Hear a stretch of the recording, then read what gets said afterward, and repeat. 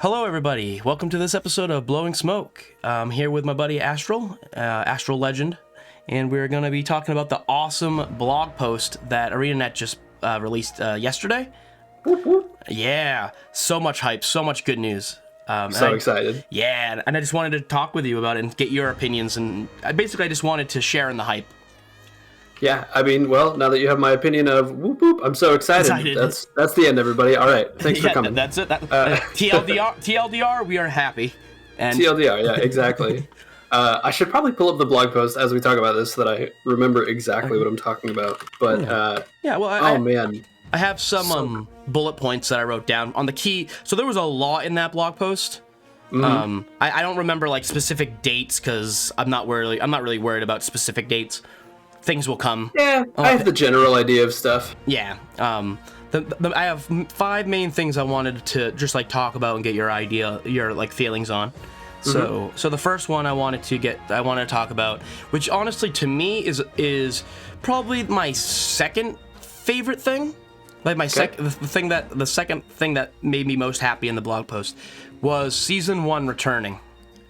Yes. Season 1 returning and going in the journal proper is probably was one of my biggest hang-ups with Guild Wars 2. I always loathe telling people, oh yeah, this story-based game, you kind of can't play the whole story, sorry. Yep.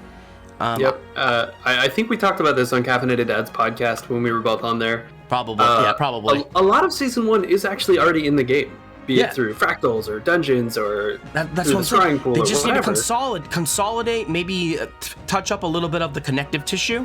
But exactly. But you can get the I don't expect, it's literally impossible to get the exact same feeling because they're 2 totally different ways. You can't do it.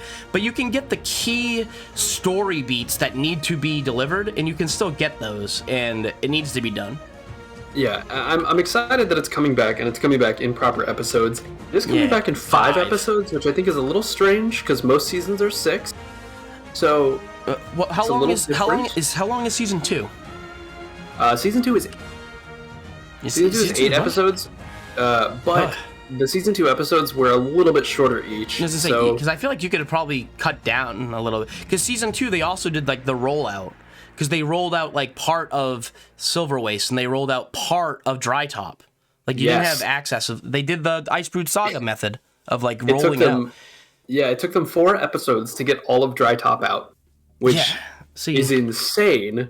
It took them so long to get that out. I'm glad that they finally did, and the whole season is decent after replaying it for the Return to achievements. Yeah, it's not the worst thing in the world. I mean, it's a little draggy. It drags a little bit. It's a little slow, a little dry, pun intended, as always. Yeah. But it wasn't as bad as I remembered. I definitely like going back to it for the Return to, but after playing through it again, I was like, this wasn't all that terrible. Like it was a decent season. Yeah, and I think after season 1, playing season 2 with the season 1 context fresh in your mind will enhance the appeal of season 2.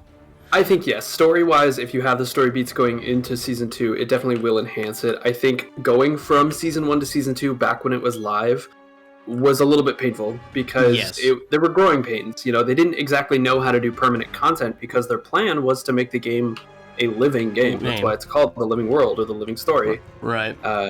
So Season 1 was totally live. Every 2 weeks, there was a new episode, and if you didn't play for 2 weeks, you missed out on an episode entirely. There were definitely 1 or 2 episodes here and there that I missed way back when. Oh, yeah. I really wish that I hadn't. I'm still upset about the final battle. There was a title, Hero of Lion's Arch, that I never got, which is... I'm so mad because... I should check in to see if I have it, because I played all the patches. I didn't get every achievement, I'll admit. Right. I didn't get every achievement, but I did play everything that happened. Like, I was there. I did the battle on the Breachmaker. I did all the stuff. Like, I was there. But there's definitely some achievements that I didn't get either, so... Yeah, I'm a little upset about Hero of Lion's Arch because I finished it. I beat Scarlet on the Breachmaker, but we finished it as the clock struck 0 on the timer. Ooh. And it didn't give us the rewards. Oh, trash. It played the cutscene as though we won, but it did not give us the rewards. Huh. Which was heartbreaking. Yeah, that's rough. Because it was the final night. It was like 1 a.m. and I had school in the morning, and I was like, I cannot stay up another 2 hours to do this again. Oy. Yeah, so I really hope that title comes back. I'm very excited to see season 1 coming back in the story journal. Me too. To have it all cleanly laid out. I don't know how they're going to break up the episodes. I don't know if we're going to miss some of the smaller episodes. Like, for example, we had the Edge of the Mists episode where they introduced Edge of the Mists. Well, no, but we have. I do remember there's the segment in the Edge of the Mists where we Bram and Timey talk, and that's where like they meet. That's true. Yeah, we do get to see that relationship begin, and you see a lot more of that relationship in season 2, and even in season 4, in the first episode when Timey gets kidnapped. Yeah. Spoiler alert. Bram shows up, and he's very upset. You know, you can tell that he really cares for Timey. So maybe he kind of has that like big brother vibe. Yeah, absolutely. Yeah. So I'm excited to see how they break it up. I want to see these episodes be somewhat large. Yeah. I want to see them hit every episode that was there before in this rerun. Yeah, I that's the thing. Like, I might have seen this content in the past, but just the simple fact that it's being delivered to me differently, I'm curious to see how they do it. You know, right? Especially since there are so many open world things that that's what I'm saying, like, may not work nowadays. Like, there's even just like the energy probes. You can still find them there, and there's, I believe, an achievement or two still tied to them.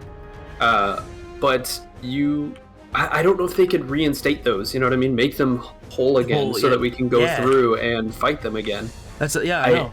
I'm not sure how they're gonna pull that off. Yeah, I know. I was gonna say they've been adding a lot of they've been doing their phasing. So, like, you know how, like, if you do certain achievements in, like, Arborstone, characters will show up in Arborstone, but only for you because you did it. So they could maybe do something like, maybe it's if you are on that story step, they'll phase it so that the pillars are actually there, like the what do you want to call it? The scarlet things, like the energy probes. They're phased where, like, if you're on that step, they're actually there, and then if you like remove that step or finish it, it will just unphase them and make them the broken ones again. Could be, yeah. That's definitely a decent way to do it and to make it permanent again. And I think it's important because it really, that build up to Scarlet finding the correct ley line that she was looking for, I think, was so important. So I think those energy probes are a huge deal. To me, that's the point. The whole plot of season 1 is there's this character doing things, and we're trying to figure out what she's doing. And, like, the whole through line is, like, trying to figure out her scheme and finding it out at the last second, like, what she's trying to do. Right. Like, that's the whole, like, narrative pull.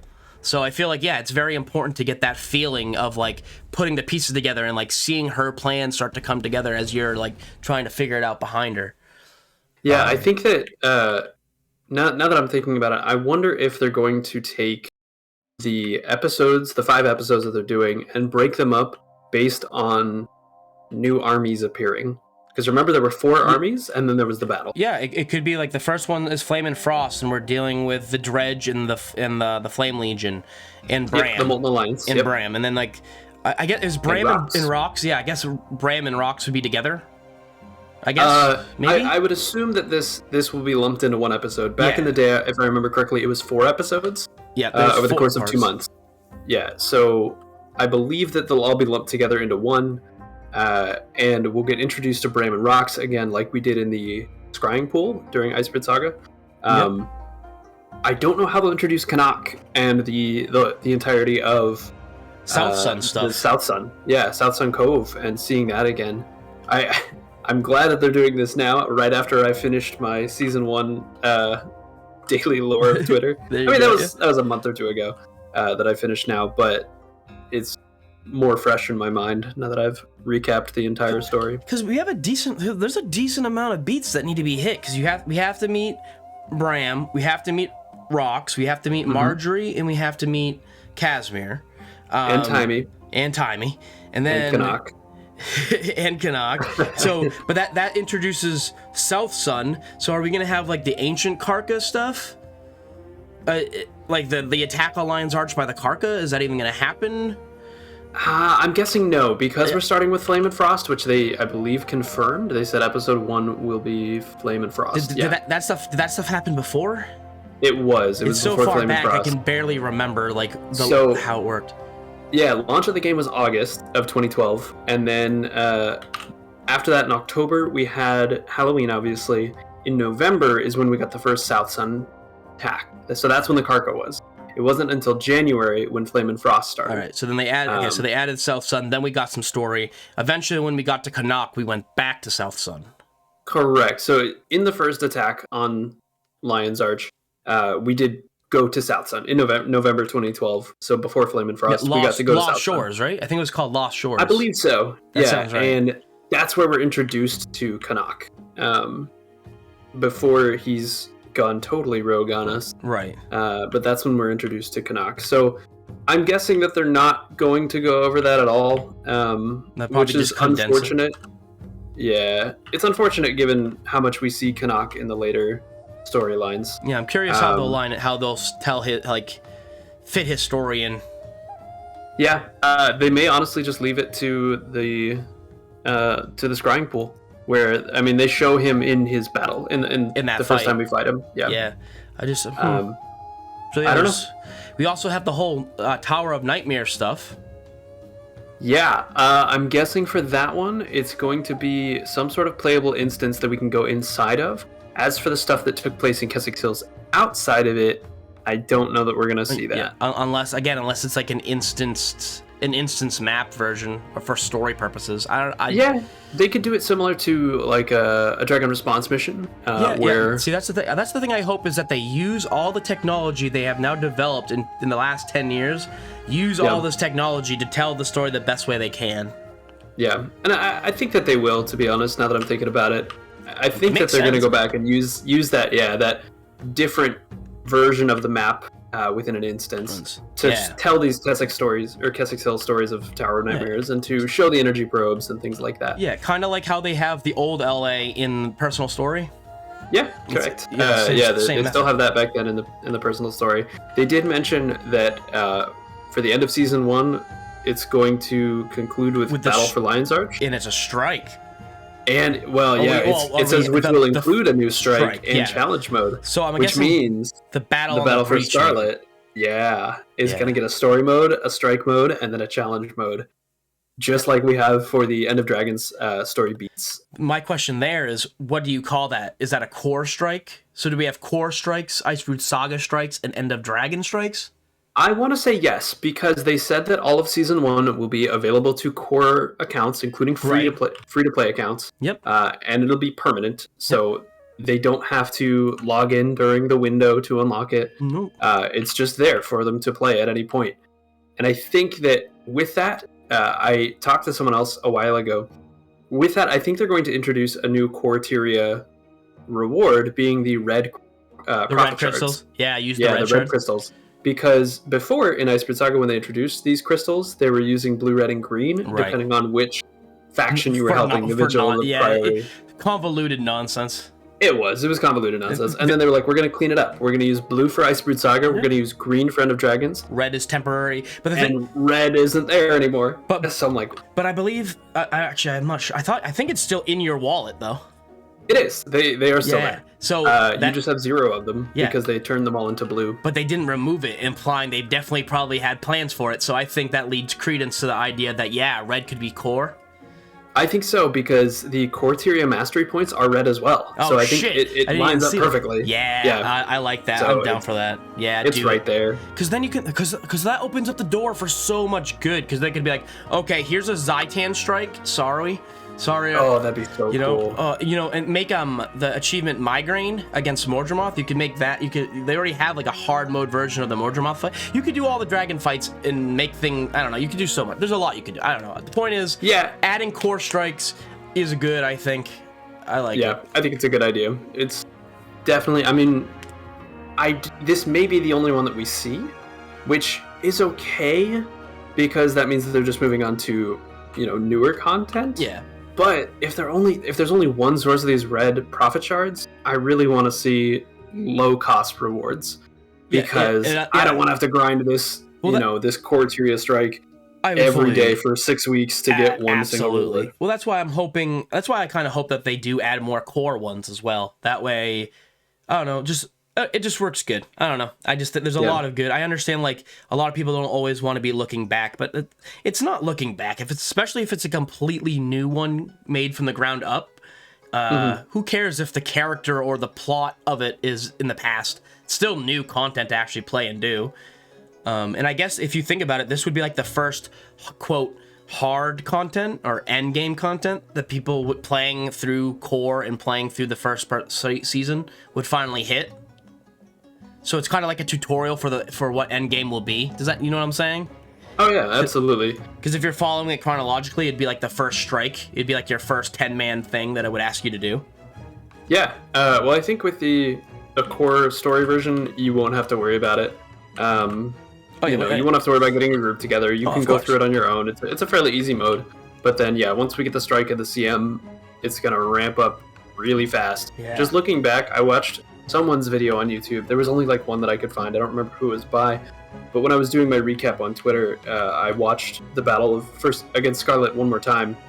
And it was really interesting to see how slow the mechanics were compared to what we have now. I was like, this would be so easy to avoid. We thought this was hard. I can, plus with all the power, I imagine it's gonna get the spirit of the fight will be the same, but I imagine it's gonna be much harder, or at least they're more definitely like, gonna have to tune it. Yeah, for sure. Yeah, I think with when they reintroduced the Twisted Marionette from season 1, I think they kind of over-tuned it, and it was like they overestimated how much power creep we had. Yeah. It was tough. I mean, it was difficult going back. When it came to that during season 1, when it was live, we had up to, upwards of 80 plus players on the map that could come and fight. So you weren't necessarily limited to the 50-man the 50-man squads that we have now. When you have 50 people against Twisted Marionette, you split up into 5 groups. You have 10 people in each group, and then each group splits up 5 times again. So you have 2 people per platform on Twisted Marionette, and if one person dies, your whole squad can be completely ruined. Yeah, it's one of those things where, it's like the individual has gotten stronger, but now they also have way more responsibility. Yeah, and I think that with End of Dragons, they're really pushing to improve the community's ability within the game, which I think is good. I think it's really important for the community to improve. Perfect segue for the next topic.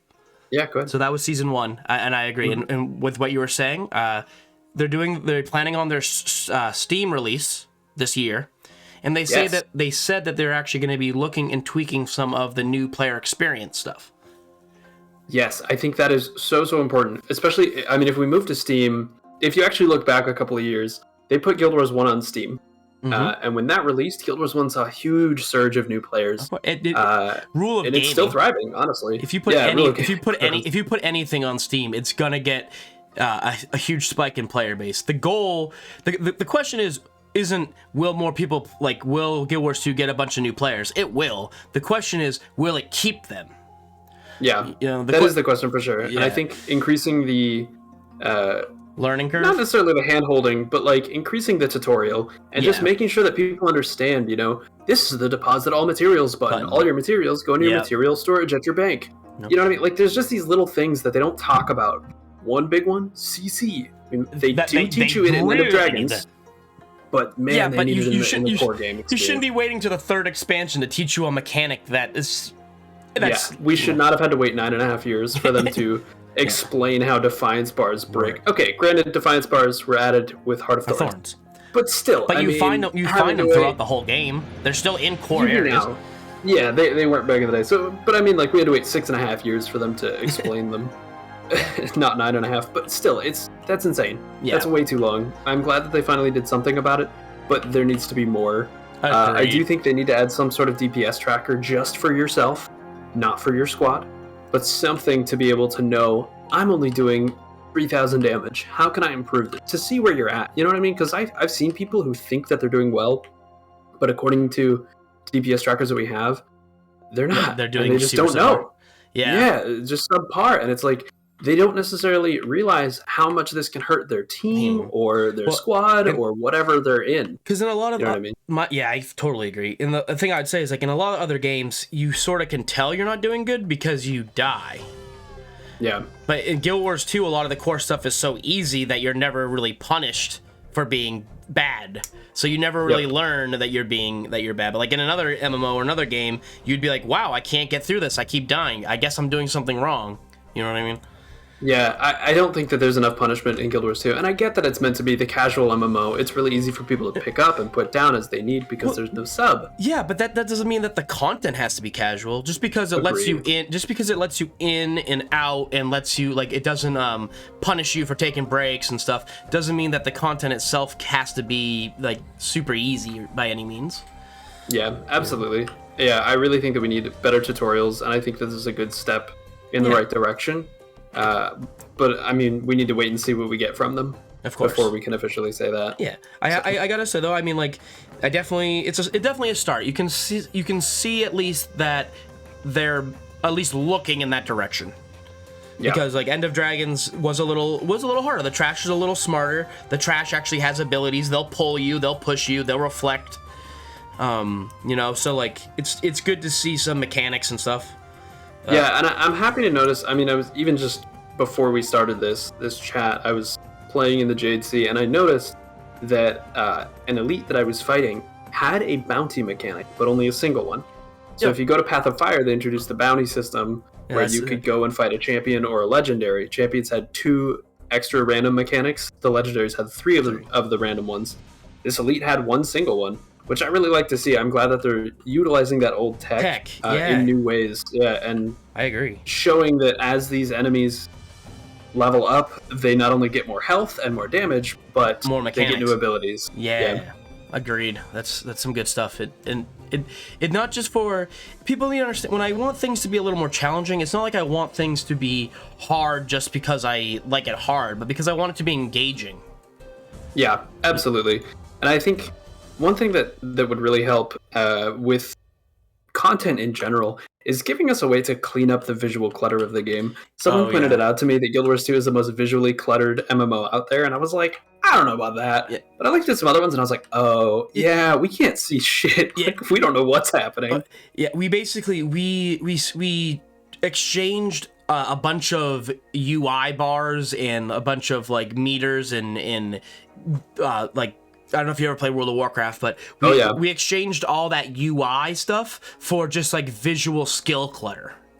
Yep, there are explosions happening. There's 6 AoEs layered on top of each other. Like, there's daggers raining from the sky. There's so much going on. There's so much. And it's like, how are people expected to see an orange circle underneath these 7 other different colored circles?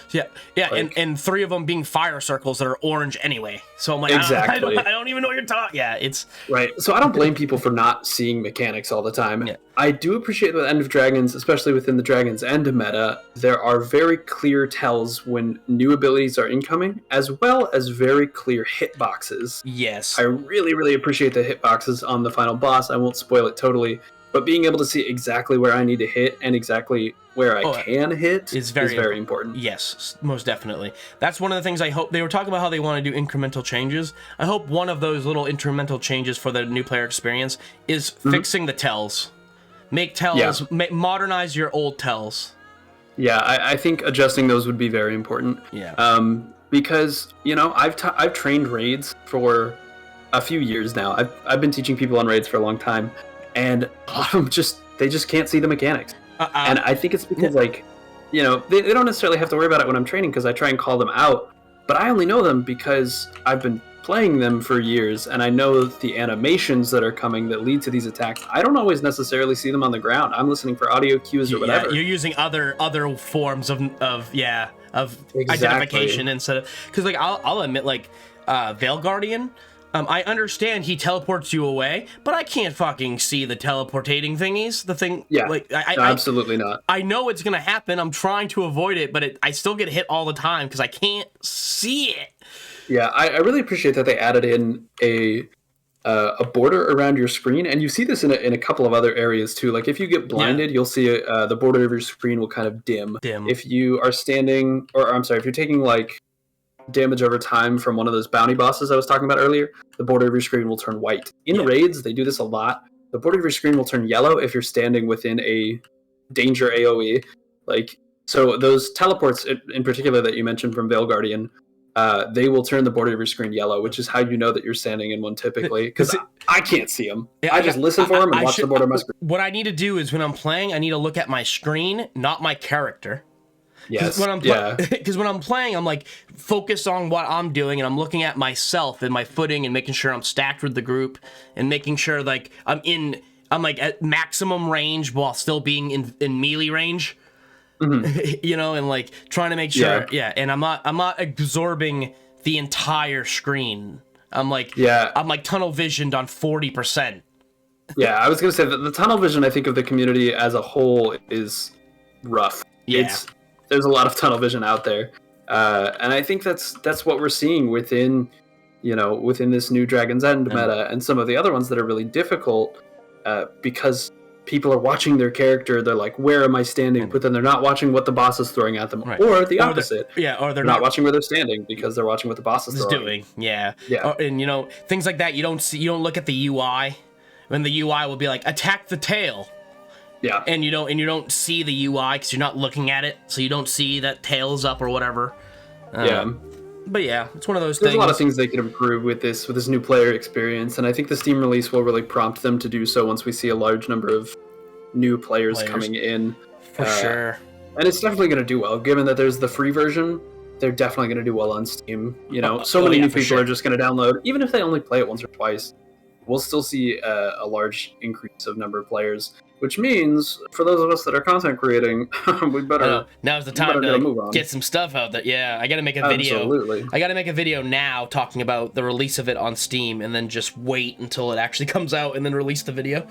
Right. Just have it preloaded. But yeah, there's so many things I would love to preload, but I don't have time to make them. I feel that. I constantly struggle with. Okay, I want to make some Guild Wars 2 content, and then I just play Guild Wars 2. Yeah, I end up fishing. I'm like, well, there goes my video. Yeah. I'm like, what? It's already been 4 hours? What happened?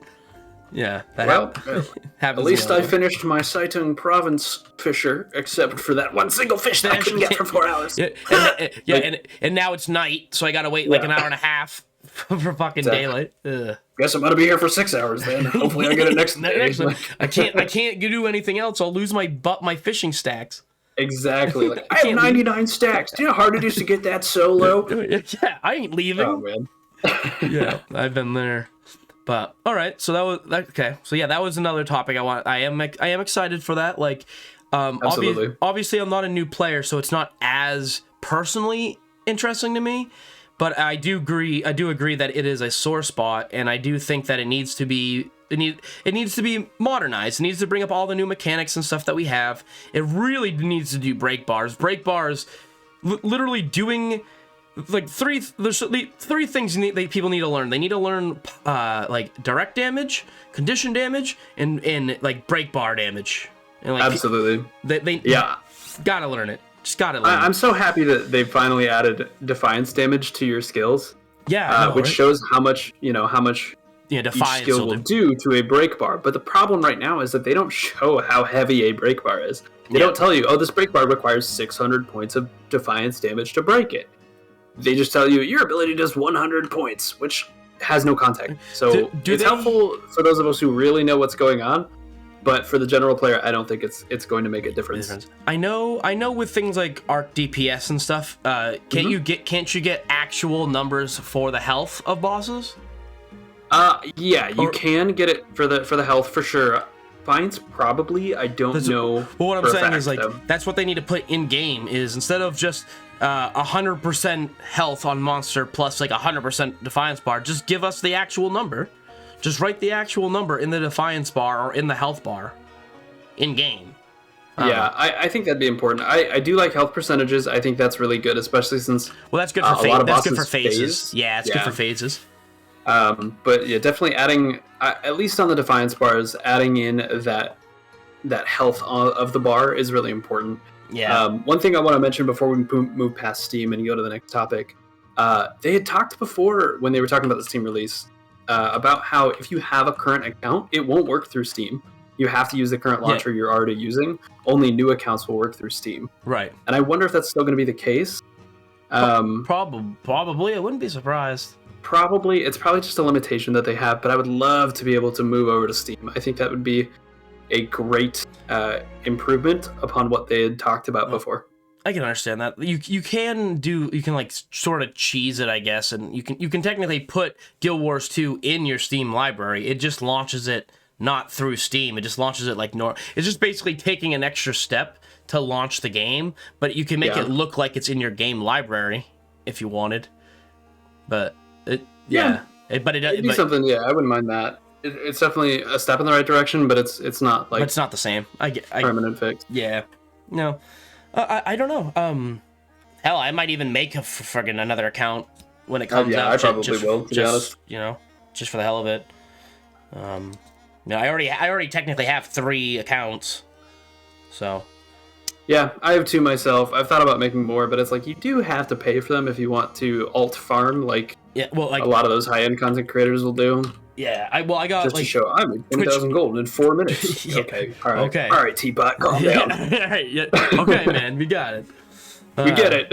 I mean, I don't blame them. If I had access to it, I'd probably do it too. But still, Twitch Prime. I don't know if you had Twitch Prime or anything, but for a while they were giving out heroic keys.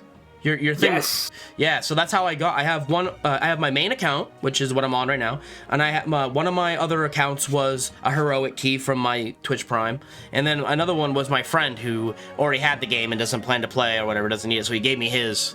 So I was able. So that's how I have my 3 accounts that I have. Very nice. Yeah, I think I ended up giving my heroic key away. Because I had my 2 accounts, and I was like, I don't really need a 3rd one right now. I probably should have kept it, but there was someone out there who wanted to play the game with a full account. And that's hey, if I had a friend at the time who was like, oh man, I wish I had, I would have gave it to a friend before I would have used it myself. If that makes sense. That makes sense. Oh yeah, absolutely.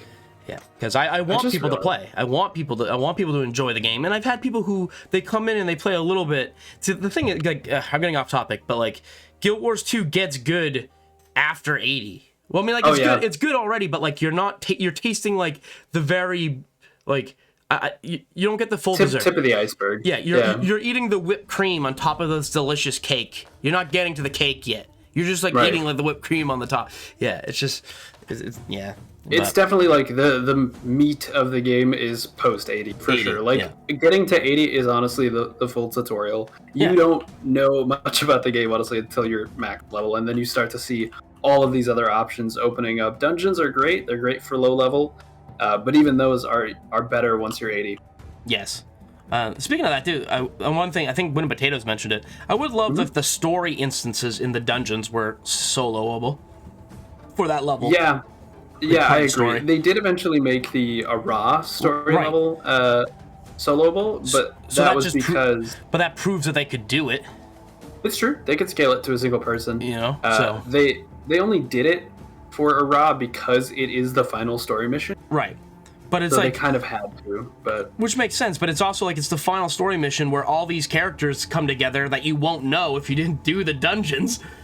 Yeah, that's true too. Yeah, the dungeons have a decent chunk of the personal story written into them. Basically, if you don't do the dungeons and then you do the whole core and then you get to Zaitan, it's you almost get a microcosm version of starting season 2 without season 1.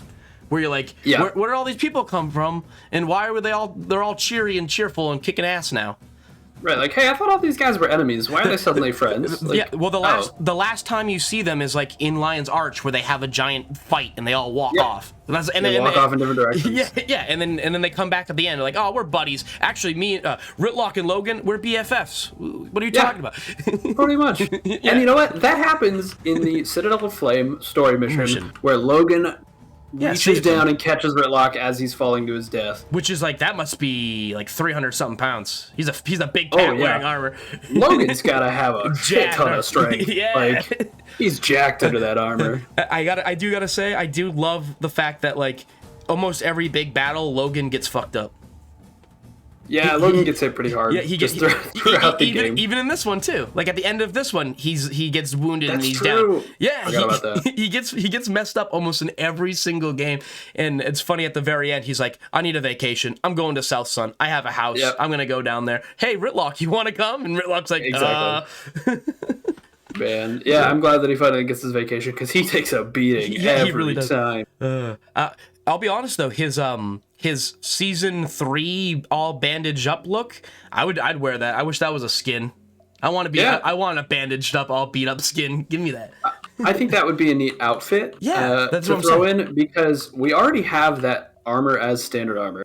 So like throwing the bandaged version in as an outfit, I think would be a solid way to go. And Yeah, I wouldn't mind if that's how outfits work. If they were just slight variations on armor pieces that we had already, Yeah, I'd be cool with that. yeah, I would dig it. Yeah, I'm more likely to wear outfits if they were when they're less based off armor and more based off like other clothing, like normal people clothes, like everyday clothes, or when it's again like if it was this bandaged idea where you're all bandaged up or something. Like I don't know, when it's not armor. When it's armor, I just want to get armor and make my own look. But when it's like, basically I guess I would wear outfits for like role play purposes. Works really well.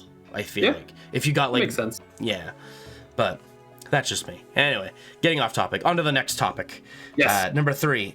They're rolling out the strike CMs for like End of Dragons. We weren't sure, or at least I wasn't fully sure, if they were going to do a rollout or if they were going to do like a bomb drop. Yeah, I don't think we were sure. I think a rollout definitely makes sense because they're not doing them all at launch. Yeah. I think rollout makes the most sense. It gives them the opportunity to bug fix them as they come. It gives them a chance to bug fix them and tweak them and balance them. It gives people time in like space to learn and actually get good, because if you did all of them at all at the same time, that you'll turn people off. That's a lot to learn and a lot to try to do all at once. Yeah. So by doing it one at a time and just like there's this one challenge mode, everyone is doing the one challenge mode because it's the only one to do. Now you can learn, you can get into it, you can try to So I like that. I also like the fact I think. Teapot mentioned it. The idea of like you can focus more on the world firsts. Like, that's true. By doing it one at a time, you can.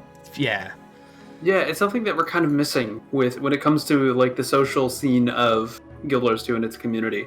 We don't have those kind of solid races hosted by ArenaNet. I think ArenaNet really needs to put more stock into their content creators. I mean, I'm sort of things. Fairly one, so I'm not trying to talk about myself here, but like I really think that they need to push more player-driven incentive.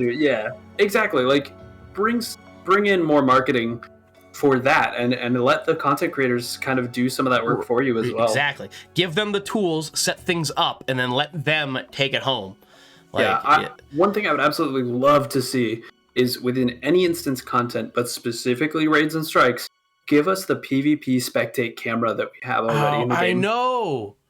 That would be killer to be able to spectate players as they're going through. Like, just being able to like look at, this Spectre is playing the build that I want. What's his rotation like? How's he doing it in this fight? Can you do that when you die? Currently, no. See, they should even let you do that. Like, if you're in the strike and you die, make it so I can watch my teammate, so I can learn what I did wrong. Nope, you have to sit there in your black and white screen. And just listen to that death music, the defeated music the whole time, and that's all you get. And I'm like, come on, man. Yeah. The camera is already programmed into the game with the PvP stuff. In Guild Wars 1, we had the follow cam where if you died, you could follow anyone else in your party. It's there. Just give it to us. Yeah, I agree. That's one that's really good. Because I feel like that's one of the things about the CMs. Like, you can tell somebody what to do, but some people need to physically see it, not just be told. Yeah.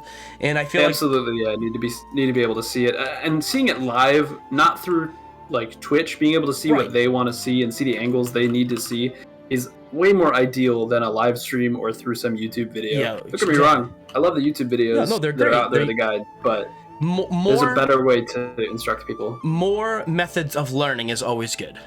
Yeah, and I think that kind of camera would also be great for content creators. Like if I wanted to go through and record a new guide for them, and I had that spectate cam, I'd be able to watch the boss clearly, zoom in on specific mechanics, like so much more stuff. It would be great. And I know that there was one time, ArenaNet doesn't condone it. There was one time that there was a raiding tournament, and they had modded the game to be able to use this spectate camera in raids, and they made some killer videos on it. It's like, I mean, they didn't tell anyone how they did it, and But this live stream that went up of this rating tournament had like 17,000 viewers, which is that's a one of the highest numbers that Guild Wars 2 has ever seen.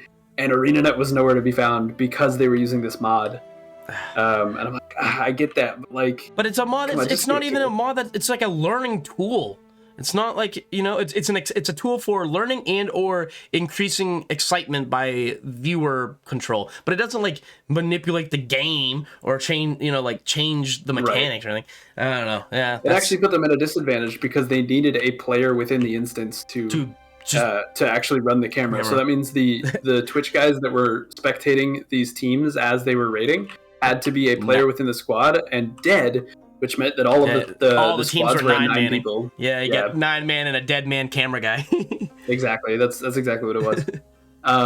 So I'd love to see something like that, and just to see more support for the content creators that aren't the artists. Don't get me wrong, love the artists, but they're the ones who get all the love right now and have for a really long time with the art stream that's shown every week and all the promotion of the cool art that people do. Which I do get. Right. Guild Wars 2 is a very artsy game. A lot of the devs and the people who made the game are like artists first.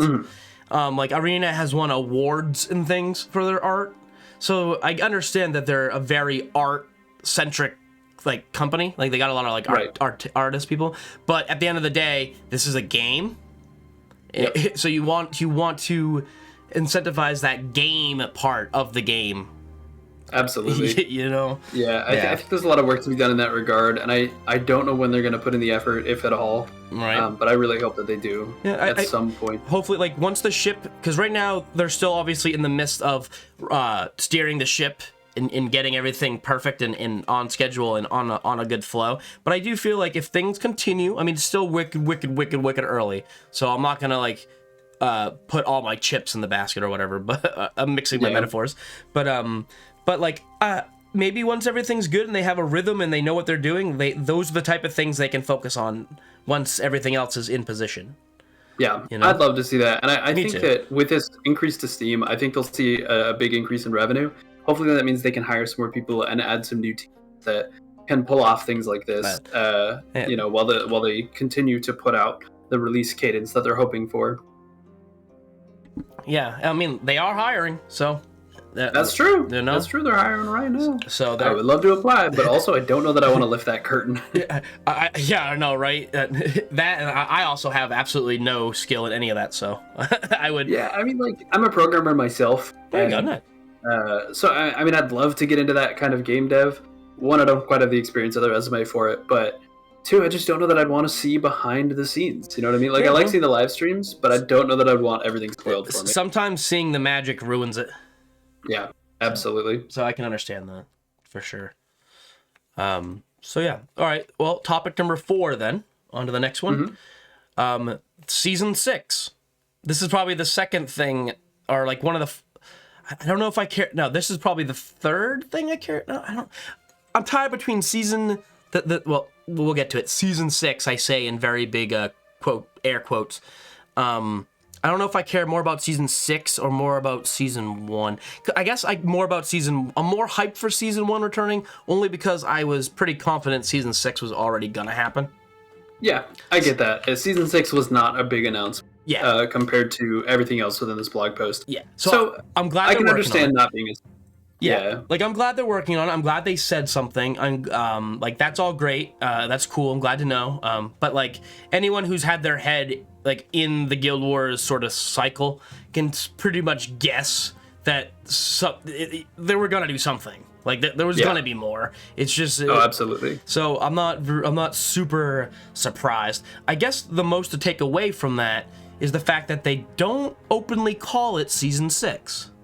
Yeah, it was interesting. I noticed that in my post, or when I was reading the post as well, that they never once mentioned the term season 6. They never. I think they call it. Yeah, they never call it a season. I think they call it the next story chapter, or they call it like the next story update or something. But they don't use the term season 6. But it seemed like they were very careful to avoid it. But in the same blog post, they do say season 1 returning. So it's not, so it's not like they actively avoided the term season. It's like they just chose not to use it specifically when referring to season 6.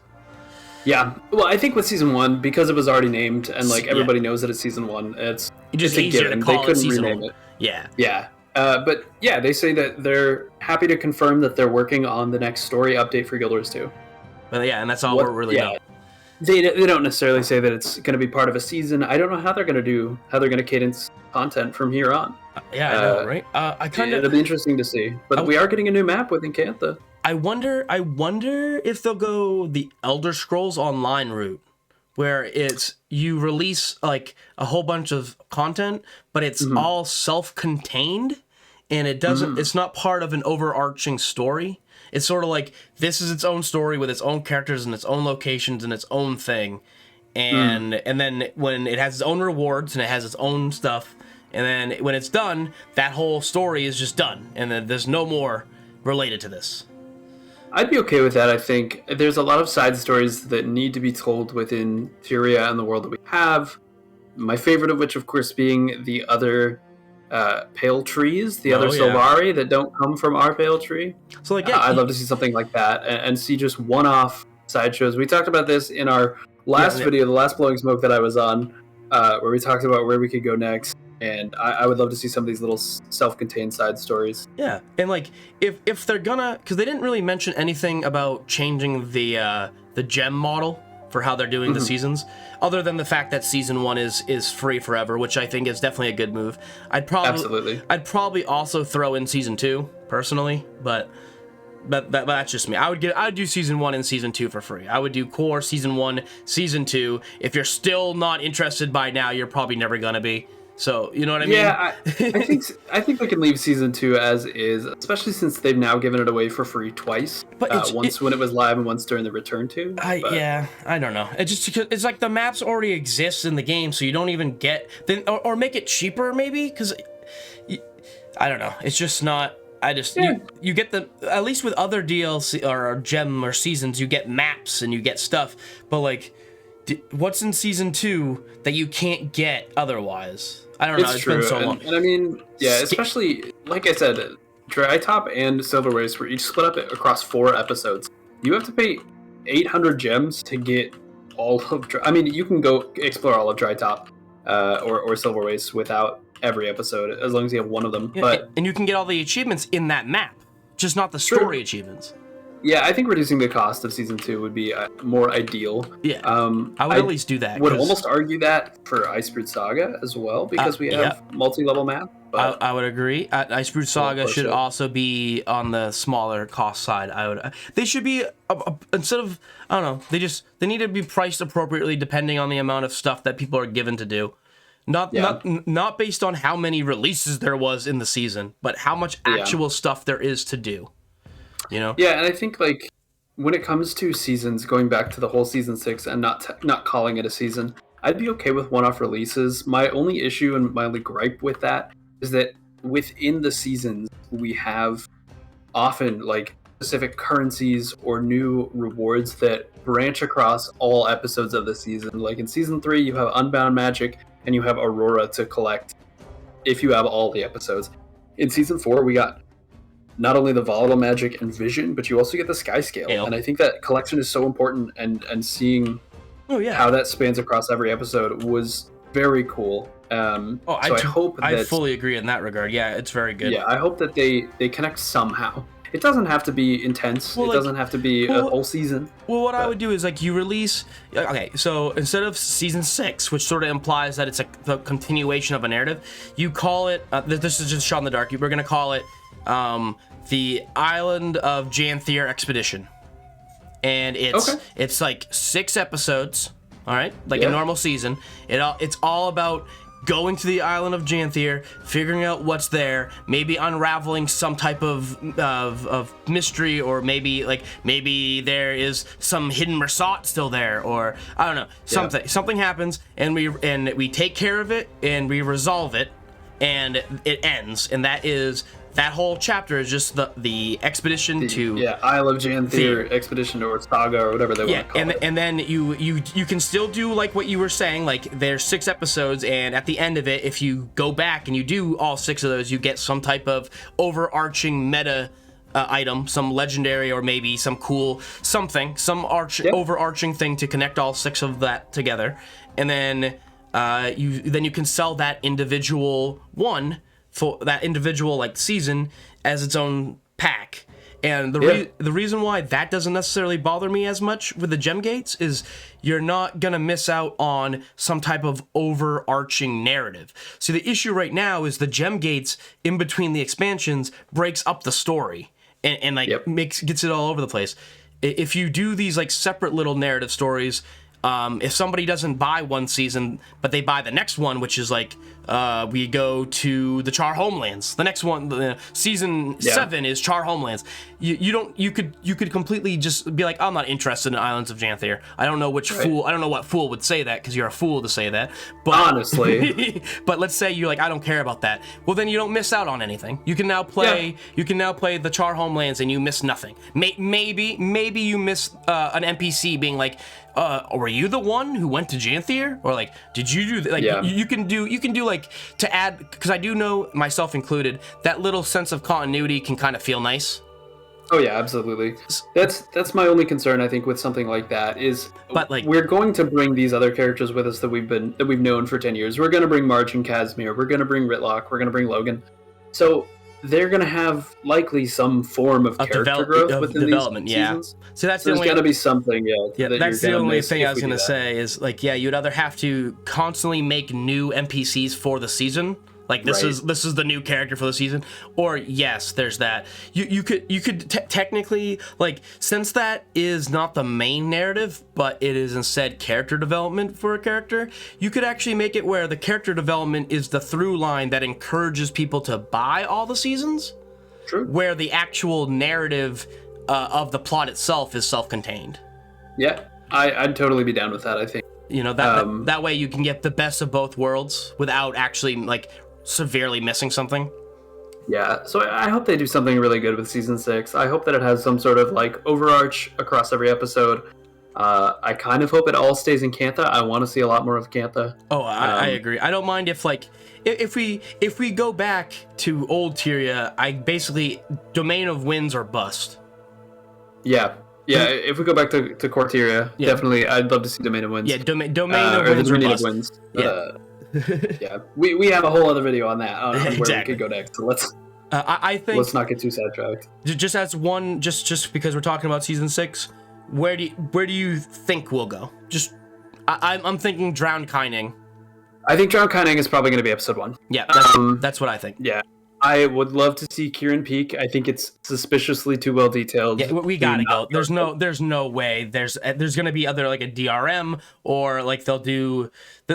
We are going there in some way, shape, or form. I agree. I think it's too big to do a single instance unless that instance is a raid, because raids can be broken up into pieces. Wings. You know what I mean? Like Wing 1 is about the same size as Kieran Peak. Well, it's probably a bit smaller than that. But, Wing 1, you have 3 phases to it, but it is this kind of tall instance map. It's a very big solo instance, unlike our other open world maps, which are bigger, but they are open world. You see a ton of people around. A strike is pretty well self-contained to a single arena. A fractals within fractals, so I don't think we'll see it there. So I think raid is most likely if it's instance content. That's the thing. Like, they haven't said they're not doing them, but we wait to see if we'll ever get the raids again. Only time will tell. I don't know. I think what we have with raids is fairly well self-contained at this point.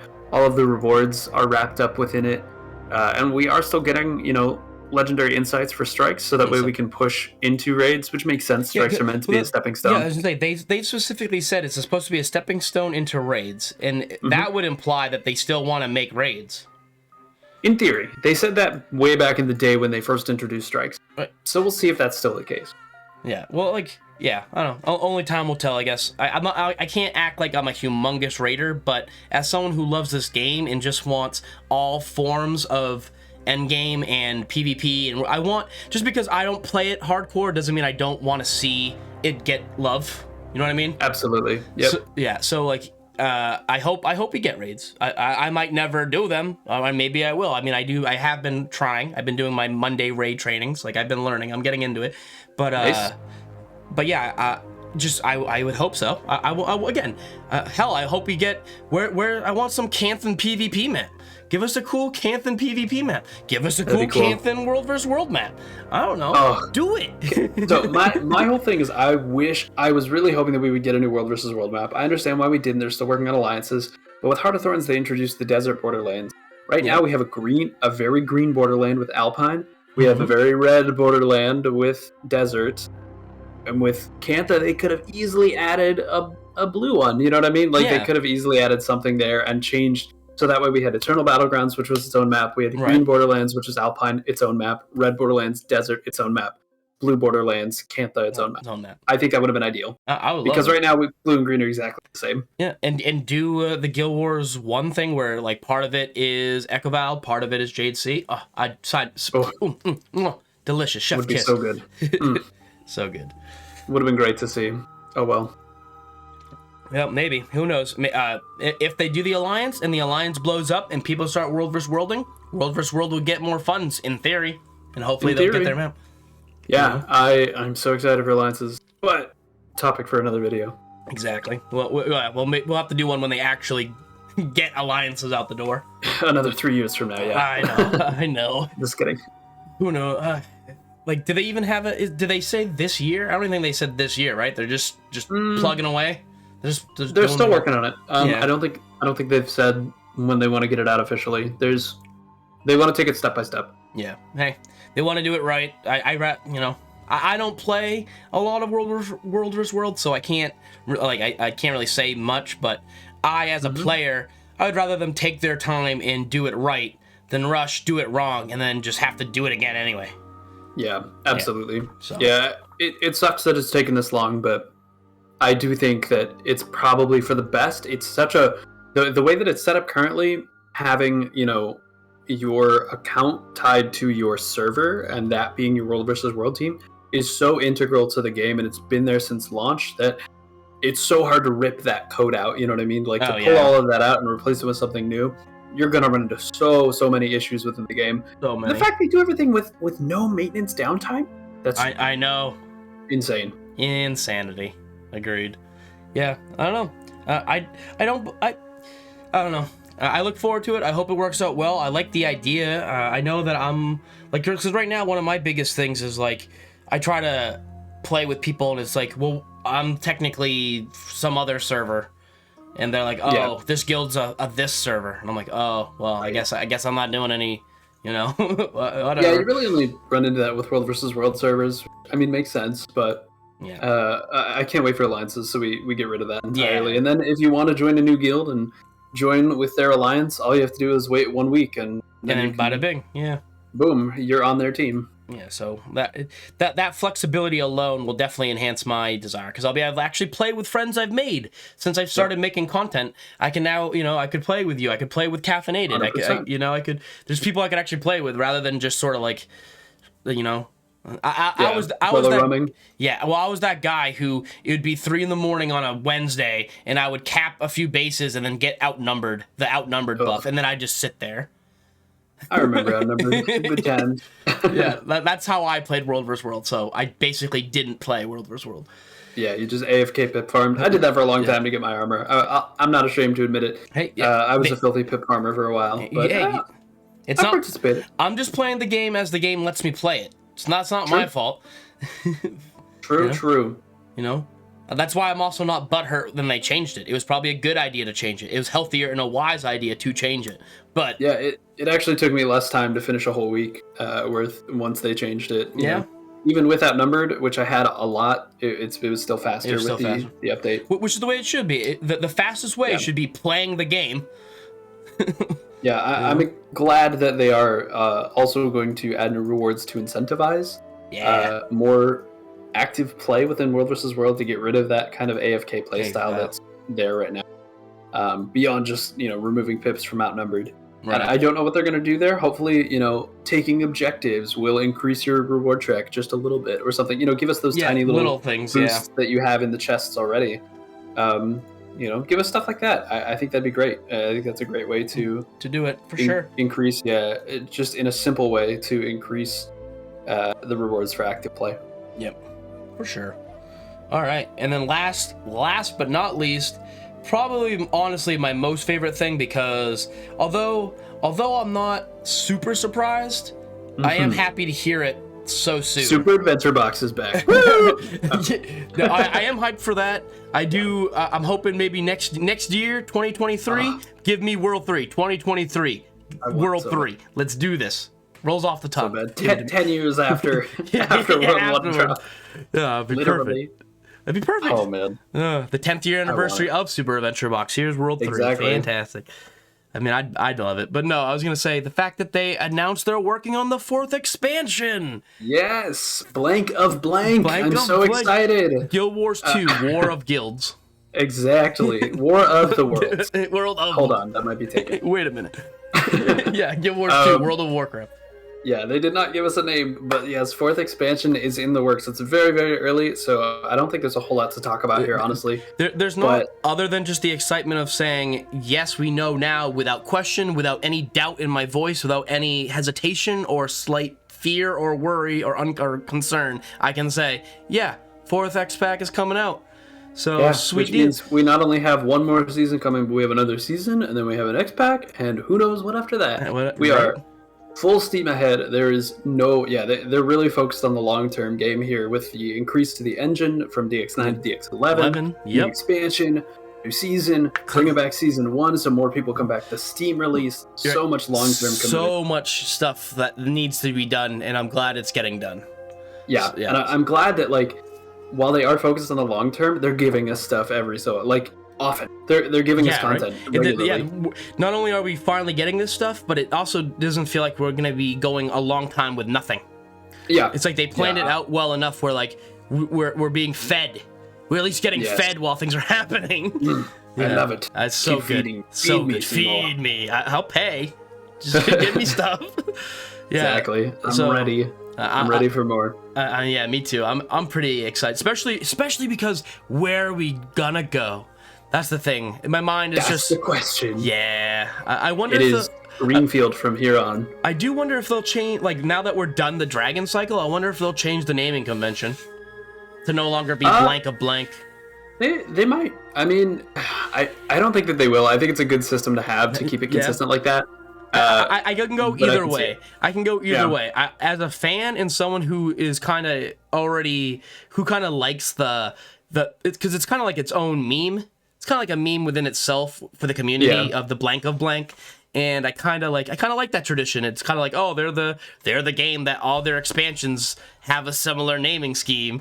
And I kind of like that, but I also can like the idea of, oh, it's something new. They're shaking it up. They're changing the name. They're changing where we're going. We're going somewhere we haven't been. The story is completely different, so now the naming convention's completely different. Like, I can understand the appeal and excitement of that as well. So, like, I can go either way, honestly. Yeah. But I'm super hyped about it. I'm glad that the long term is there and that they're confident in telling that us the long term is there. So that's really important. I love this new communication. I really hope that it continues, and I think it will. Yeah, I think the leadership change is good. Yeah, you know? I mean, I like our old leaders. I think the leadership has changed so many times. You know what I mean? I know. It really has. Though. There have been we've had directors that were there for. We had like a director that was there for like 2 months. Who was only there for 2 months? Wasn't there someone? He like came. I think something Z. I think his name. Oh, Mike Z. I think he was there for longer. He had a strange, hard to pronounce last name. I won't say strange, but hard to pronounce last name. Mike Z. He was there for a while. He did Iceberg Saga. Yeah, didn't he just do like Iceberg Saga? And that was it, though? Yeah, but I mean, Iceberg Saga was 1.5 years. Is that a long time in the game development years for a job? I don't know. I feel like that. I mean, if he didn't head up End of Dragons as well, which he didn't, he probably left midway through Iceberg Saga. I don't know. It felt quiet. That's the thing too. It was also very quiet. It was a backdoor, like bye, and just sort of like, Mike. Yeah. I don't know. I'm glad to see the new directors come in. I'm glad to see Grouch coming in, Josh Davis. For sure. He's been very vocal within the World vs. World community ever since he came back and started heading up World vs. World again. I can say right now, at least, I know more names at ArenaNet than I ever have. Yeah, and I mean, I used to know a lot of names at ArenaNet, You know? so it's nice to see that they're very open and vocal about what's going on. It's for sure. I like it. It's good. So yeah, that was, for the most part, the big blog post of all the great stuff that's coming. I'm loving it. The future for Guild Wars 2 truly is very bright, and it's very bright. It's great to have that feeling again of not only do I want to rush home so I can play my favorite game, but also have that feeling of like, oh man, I'm doing all this now, and I know that there's going to be more to come, and it's just a good feeling. Very good feeling for sure. So, but yeah, man, thank you so much for just talking with me and sharing the hype. Absolutely, yeah. Thanks for having me. I'm of course, always happy to chat about Guild Wars 2. Yeah. I really enjoy it, and my wife is sick of hearing me do it, so I'm glad I have someone else to talk. That's the thing. It's like I do this talk show, podcast, whatever this is, so that I can share my excitement and fun with other people who also are excited. And 100%. You know. My wife is definitely sick of it. Yeah, because I tell my girlfriend, and she's like happy for me, but she doesn't play. She doesn't really know. Exactly. Yeah. She's like, that's cool. That's awesome. Great. Yeah. So anyway, the baby just woke up. I'm gonna go do that. Like, okay, bye. Yeah. It's like yeah, exactly. She's like they can understand the excitement of looking forward towards something, but that's basically where it stops. Yeah. You know. I think my wife could probably tell you more about the story of this game than half of the players at this point, but well, I mean, if she's married to the lore guy, then I mean, she probably would pick up a few things. That's fair. See, I love that I'm the lore guy, but I also hate it because I don't want to be known as just the lore guy. I really need to start doing more stuff. I feel at least you like have. I understand that because no one wants to be pigeonholed into any one type of thing, but it's also kind of cool to be known for something. That's true. Yeah, I mean, I've had people compare me to like Muckluck. That was really early on before I was doing this lore stuff. There you go. And then I think more recently it's been Wooden Potatoes. Yeah, for the most part. If you do lore stuff, you're gonna get teared up with Wooden Potatoes. Dude, I would love to talk to Wooden Potatoes about lore stuff.